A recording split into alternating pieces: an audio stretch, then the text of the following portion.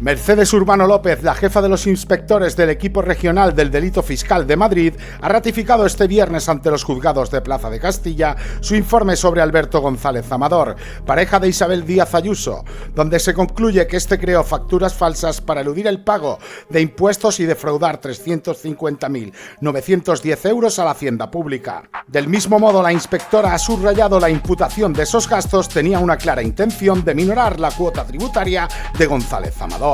Citado para declarar a dos peritos de la agencia tributaria que fueron las que descubrieron el fraude fiscal de Alberto González Amador, la pareja de Isabel Díaz Ayuso. ¿Qué es lo que se espera de estas declaraciones, Jero?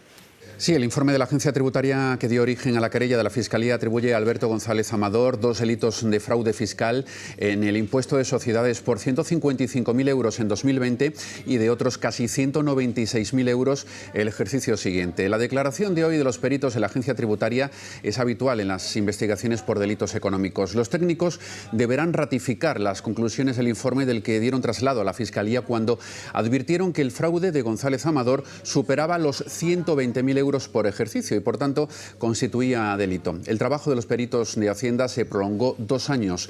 El análisis del contenido total de su inspección sirvió para que la acusación popular, que ejercen PSOE y Más Madrid, propusieran la apertura de una pieza separada que investigara nuevos delitos que ellos apreciaban en todos esos documentos recabados ahora por Hacienda. ¿Cómo pillaron el supuesto fraude estos dos peritos?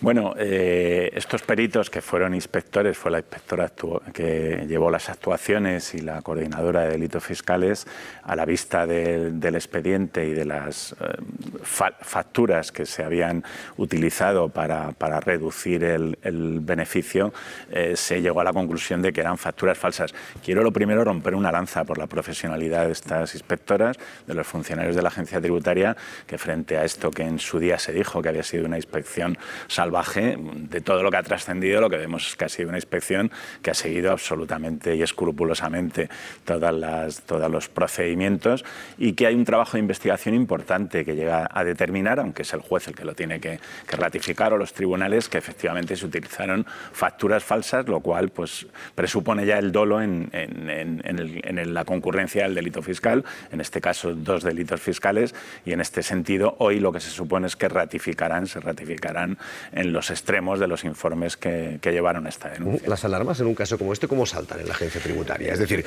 ¿cuándo llama la atención? ¿Por el volumen de dinero? Que es verdad que hay un volumen de dinero alto y dice, bueno, pues vamos a mirarlo bien. ¿Porque alguien se fija en que hay una de esas facturas que a lo mejor no cuadra? ¿Cómo se...? Bueno, en este caso lo que llamaba la atención era esa diferencia que hay entre los ejercicios anteriores y los ejercicios 2020 y 2021, en los que con un aumento considerable, hasta 7 u 8 veces la cifra de negocios de esos 2 años con respecto a las anteriores, sin embargo esto no repercute en la base liquidable, en el pago al final del impuesto de sociedades.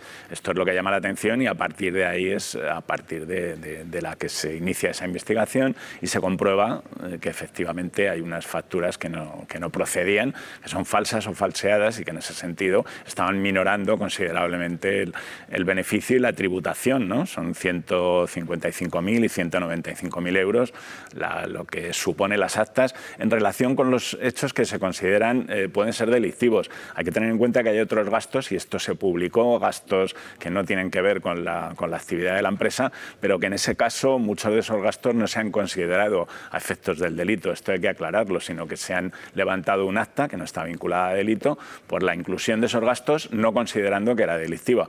Lo delictivo en este caso es la inclusión de estas facturas falsas o falseadas, y también la utilización de esta sociedad que se supone que la utiliza instrumentalmente para utilizar los beneficios o moverlos de una empresa a otra y al final disponer el propio contribuyente de estas cantidades que facturaron y no tenía que haberlo hecho esta otra compañía, ¿no?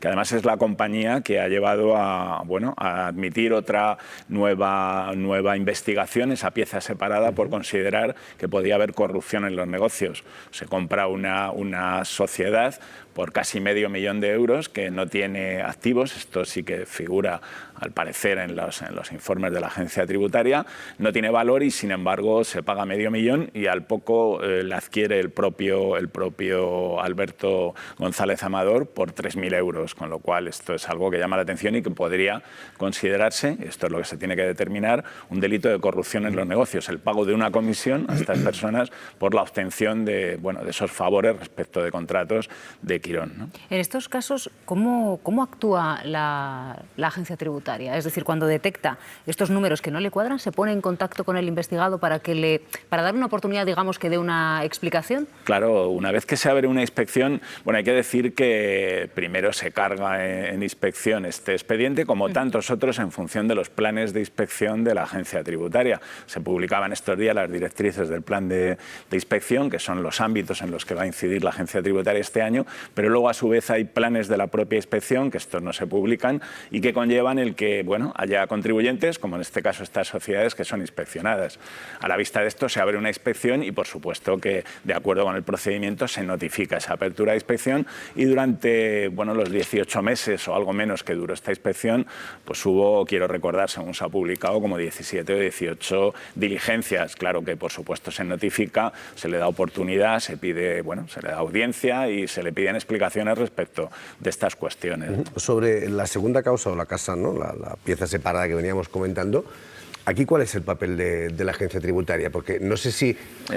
Porque sorprende que hayan sido las acusaciones particulares las que han llevado esto, ¿no? Porque dice, no sé si rebuscando entre lo que estaba investigando la agencia tributaria, o sea, la agencia tributaria se le pasó, no lo sé. Bueno, esto digamos que no es competencia de la agencia tributaria. Sí que se desprende de los informes esta diferencia en cuanto al precio que paga, por un lado, la sociedad principal, ¿no? Maswell, por esta sociedad, ese $500.000 casi de euros por una sociedad que, según figuran los informes, no tiene prácticamente activos en ese momento y que luego se revende y la compra el propio González Amador por 3.000 euros, ¿no?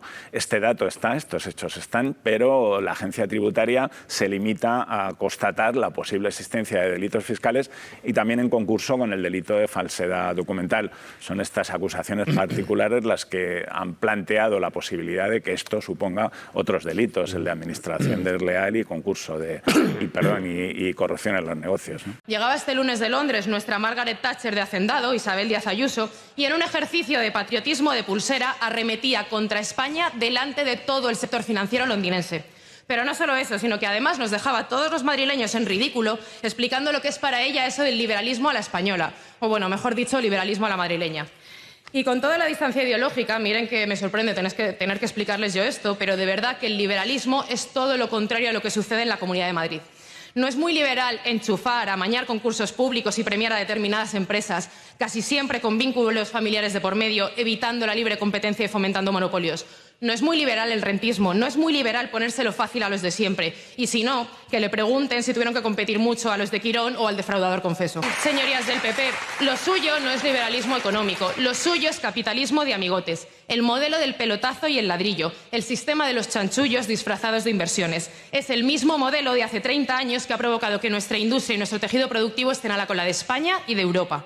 Quieren encumbrar a su líder como la nueva dama de hierro, pero la señora Ayuso, lo siento mucho por ustedes, señorías, pasará a la historia por ser nada más y nada menos que la dama de Quirón, el triste símbolo de incompetencia y corrupción disfrazados de gestión. Así que la próxima vez que se larguen de viaje, un poquito menos de marca blanca y un poquito más de consistencia ideológica, mal que nos pese, que así al menos no nos dejarán a todos los madrileños como el hazmerreír de medio mundo.